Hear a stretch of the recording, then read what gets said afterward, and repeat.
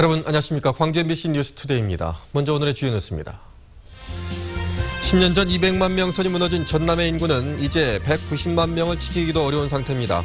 인구를 늘리기 위한 관건은 일자리 창출입니다. 광주 비엔날레 재단 이용우 대표이사가 사퇴함에 따라 광주시는 민간인 이사장에게 대표 권한을 주도록 정관을 개정할 예정입니다. 가을로 접어들었지만 전남 남해안 수온이 계속 오르고 있어서 적조 밀도가 높아질 것으로 예상됩니다. 산에서 자라는 야생 다래를 먹기 편하게 개량한 토종 다래가 광양 지역에서 출하되고 있습니다. 10년 전 200만 명이 무너진 전남의 인구는 이제 190만 명을 지키기도 버거운 상태입니다. 좋은 일자리 창출과 인구 늘리기가 전남을 다시 일으켜 세울 수 있는 조건인데 말처럼 쉽지는 않습니다. 양현승 기자의 보도입니다. 지난 1986년 광주와 분리될 당시 280만 명에 이르렀던 전남의 인구. 2004년 200만 명 선이 붕괴됐고 현재는 190만 명 사수도 힘든 상태입니다. 해마다 최대 4만 명까지 줄던 감소세가 2,000명 수준까지 둔해진 게 위안거리이지만 현 추세가 지속된다면 불과 4년 뒤에는 185만 명까지 떨어질 것으로 예측됩니다. 취업 인구가 적어도 100만 명은 돼야 인구 200만 명 회복이 가능할 것으로 보이는데 지금은 90만 명을 간 넘긴 수준입니다. 그나마도 30%는 청년들이 선호하지 않는 농업과 어업으로 매년 전남에서 졸업하는 대학생 7, 8천 명 가운데 1,000명 안팎만 전남에 머물고 있습니다. 은퇴자 유치와 귀농, 귀촌 사업도 활발하지만 결국 청년들이 바라는 일자리를 만드는 게 인구를 늘리는 사실상의 유일한 대책이란 지적입니다. 주력 산업들 조선, 철강, 화학 부분이 상당히 침체기를 겪으면서 일자리 창출이 많이 안 되고 있는데 그 부분을 R&D 지원이라든지 고도화하는 부분, 이런 부분 산업 정책을 좀 일부 그 정책 방향을 전환하고 있는 부분이고요. 일자리 창출과 함께 교육 환경과 정주 여건을 개선하는 것도 숙제로 남겨져 있지만 모두 단시간 안에 해결하기엔 쉽지 않은 문제들.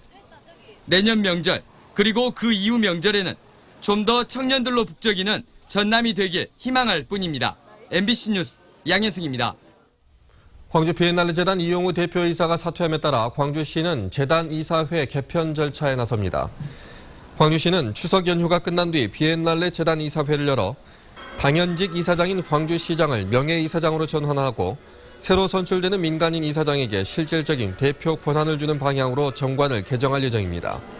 광주시는 지난달 윤장현 시장이 비엔날레 재단 운영을 민간인 전문가에게 맡기겠다고 약속한 데 따라 재단 체제를 새롭게 정비할 예정이라고 말했습니다. 대한민국 최우수 축제로 선정된 광주 충장축제가 다음 달 8일부터 닷새 동안 충장로와 금남로 등 도심 일대에서 펼쳐집니다. 올해 충장축제는 거리 퍼레이드와 추억의 테마거리를 중심으로 광주의 역사와 문화를 보여주고 7080 세대의 향수를 불러일으키던 다양한 즐길거리와 볼거리로 구벼집니다. 광주 동구는 국립아시아문화전당 개관을 앞두고 충장축제를 세계적인 축제로 만들겠다며 수준 높은 프로그램과 공연으로 관람객들에게 감동을 주겠다고 말했습니다.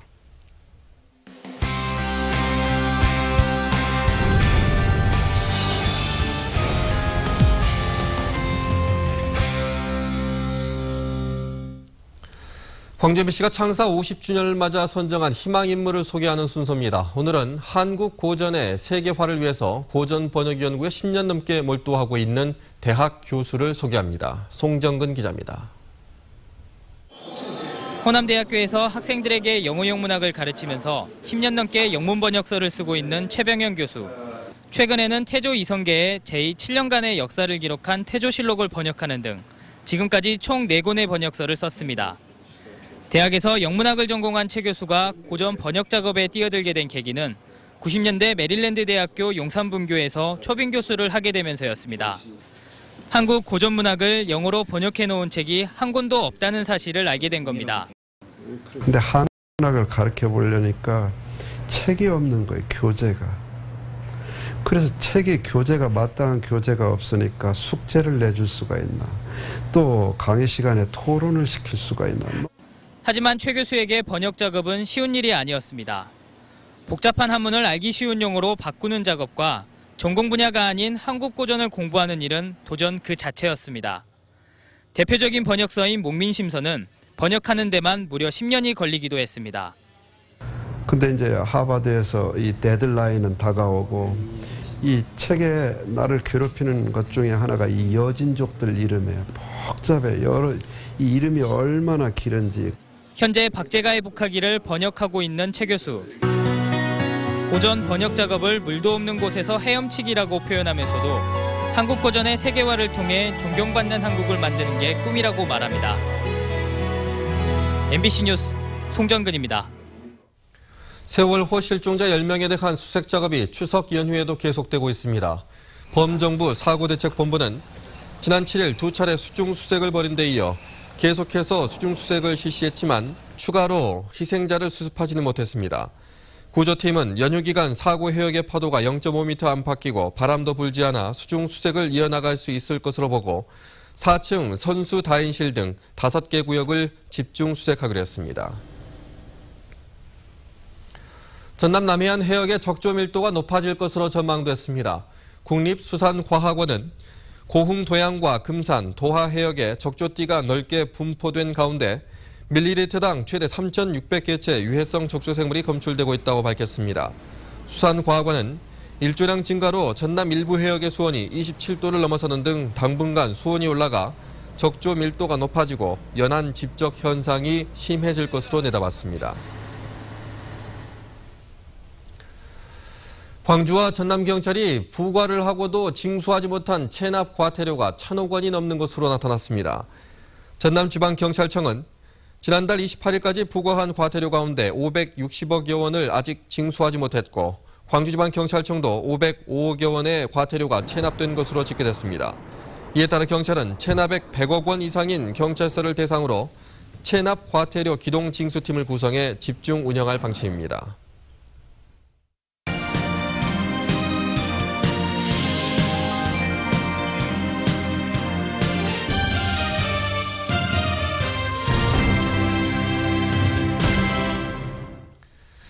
어르신들이라면 산에서 자라는 다래 열매가 익숙하실 텐데요. 이 다래를 먹기 편하게 개량한 토종 다래가 시험 재배를 거쳐서 몇 해 전부터 광양 지역에서 출하되고 있습니다. 권남기 기자입니다. 나무 덩굴마다 알알이 달린 초록빛 열매. 출하철을 맞아 열매를 따고 상품을 골라내는 손길이 바쁩니다. 우리나라 전역에 자생하는 야생 다래를 개량해 열매의 무게를 3배 가까이 늘린 토종 다래. 키위의 사촌벌로 과육의 형태는 비슷하지만 껍질에 털이 없고 크기는 대추만합니다. 아직 일반에 잘 알려지지 않았고 재배 농가도 전국 80곳 정도로 걸음마 단계지만 영양 성분이 뛰어나고 다양하게 가공할 수 있어 새로운 고소득 품목으로 주목받고 있습니다. 껍질째 먹을 수 있는 장점이 있고요. 한약재로도 사용되고 있습니다. 또한 아토피 치료제로도 약품이 개발 중에 있습니다. 2, 3년 전부터 전남 광양이나 강원 원주 등 전국 지자체들은 토종 다래를 특산품으로 육성하기 위한 투자에 나섰습니다.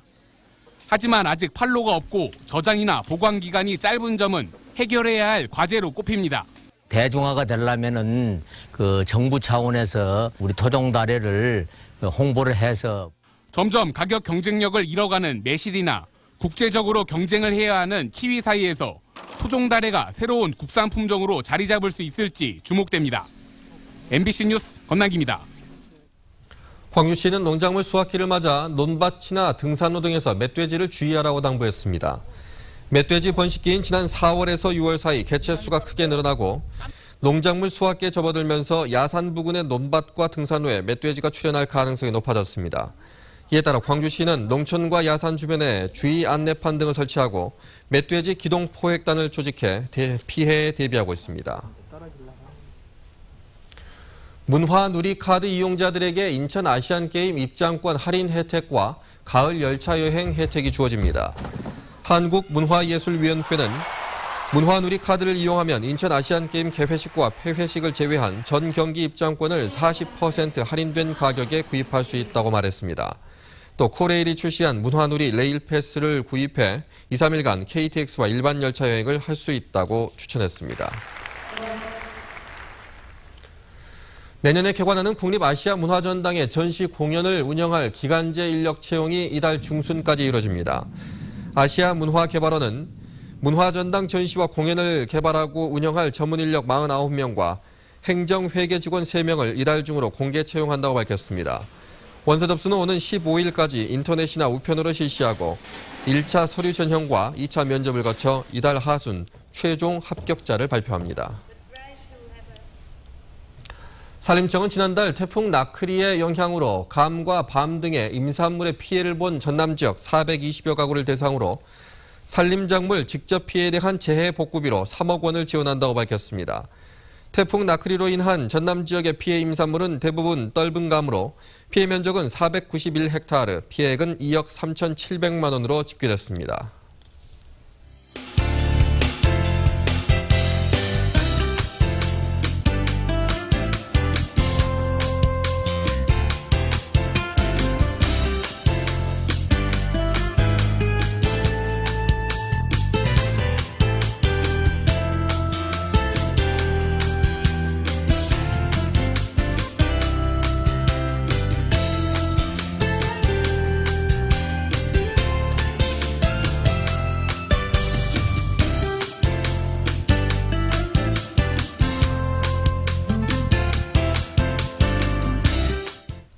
오늘 귀경길 오르는 분들 많으실 텐데요. 아침 안개와 일교차에 주의하셔야겠습니다. 지금 대부분 지역의 시정거리가 10km 내외로 평소의 절반 수준 보이고 있습니다. 일교차가 크다는 점도 염두에 두셔야겠는데요. 현재 광주의 기온 18.9도로 선선하지만 한낮에는 29도까지 올라서면서 어제만큼 덥겠습니다. 기온차에 명절 음식이 상하지 않도록 보관 잘 해주시기 바랍니다. 이 시각 장성과 담양, 구례 17도, 화순 18도로 선선한 아침 보이고 있습니다. 낮 최고 기온 장성과 영광 28도, 담양 29도, 화순 30도로 어제와 비슷하겠습니다. 바다의 물결은 먼바다에서 최고 1.5m로 비교적 잔잔하게 일겠습니다. 내일부터는 아침 기온이 내려갈 텐데요. 금요일에는 17도까지 떨어지면서 선선한 출근길 보이겠습니다. 반면 낮 최고 기온은 29도 안팎에 머물면서 한낮 늦더위는 계속되겠습니다. 날씨였습니다.